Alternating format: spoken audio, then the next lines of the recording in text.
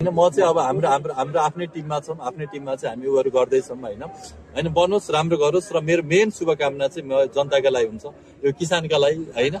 बालेन प्रधानमन्त्री बनेपछि यो देश काया पलट हुन्छ भन्ने आशा अपेक्षा छ के? त्यो एउटा मासले त्यो म त उसको साथी हो, 10 वर्षदेखि संगत गरेँ, उसलाई मैले चिन्छु। काठमाडौँ हेरिहाल्नु भयो कुन हालतमा पुग्यो है होइन। डडेल लागेर खरानी मात्र बाँकी रहेछ। सिस्टोल गरेर हेर्नुहोस् न त्यहाँको सरसफाइ, बागमती हेर्नु, विष्णुमती हेर्नु। देश बन्नेमा कतिको अपेक्षा राख्नु भएको छ त बालेन प्रधानमन्त्री बन्ने? अहिलेसम्म उसको पारा हेर्दा मलाई चाहिँ आश छैन त्यति धेरै है। जनतालाई पनि त्यति धेरै आश नगर्नुहोस् है भन्छु उसबाट। किन भन्दा ऊ भनेको कस्तो मान्छे मैले राम्रोसँग चिनेको छु। कस्तो मान्छे भन्नुहोस् न? गाली खान्छु मैले, राम्रो गर। गाली र गालीले निकोलस भुसाललाई के अर्थ राख्छ र? होइन मलाई केही फरकै पर्दैन। कस्तो मान्छे ल बालेन शाह कस्तो मान्छे? होइन मलाई कसैको बारेमा बोल्नै छैन कि, मेरो बारेमा सोध्नु न। 11 दिन नखाइकन आज होइन 10 वर्षको संघर्ष कम्तीमा नेपाली जनता सचेत हुन् न। होइन पहिला सुरु चाहिँ नेपाललाई चिन्नु पर्यो क्या सर है।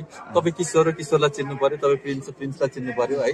तपाईँको नाम के हो तपाईँले आफैलाई चिन्नु पर्यो होइन। मैले अर्घाँची चिन्नु पर्यो, तपाईँले झापा चिन्नु पर्यो, उहाँले मकवानपुर चिन्नु पर्यो, उहाँले हेटौडा चिन्नु पर्यो, उहाँले दार्चुला चिन्नु पर्यो, उहाँले कर्णाली चिन्नु पर्यो। पहिला सुरु हामीले हाम्रो देश चिन्नु पर्यो, आफूलाई चिन्नु पर्यो, आफ्नो ऐना हेर्नु पर्यो है।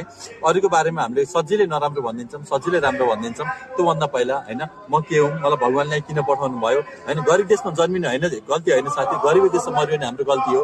डुडुङ्गा बिचको तरुल होइन हाम्रो देश, डुडुङ्गा बिचको हिरा हामीले चिन्न नसकेको, हामीले चिन्नुपर्छ, चिनाउनु पर्छ।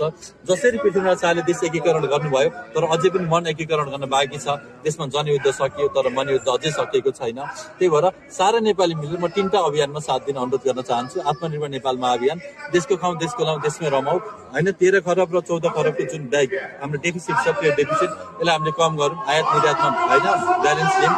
अनि त्यो सँगसँगै हामीले अर्को कुरा के गर्नु पर्यो भन्दा राष्ट्र पुनर्निर्माण महाअभियान हुन हप्ताको 1 दिन श्रमदान गरौँ, यो एकदमै राम्रो हुन्छ। र अर्को कुरा भनेको चाहिँ हामी योग ध्यान साधना संस्कार संस्कृति भजन कीर्तन सबै कुराहरू गरौँ र यो देशको जुन मूल मर्म छ, मूल कर्म छ त्यसलाई चाहिँ बचाऊँ।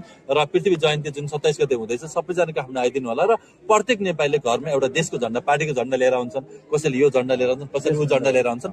तपाईँहरू त्यो पनि मलाई आपत्ति भएन, राख्नुहोस्, फरक परेन। तर त्यो राख्दै गर्दा देशमा एउटा नेपालको झन्डा नछोडिदिनुहोस्। प्रत्येक घरमा हामीले नेपालको झन्डा र प्रत्येक घरमा हामीले 3वटा बिरुवा लिएर आउँदैछौँ।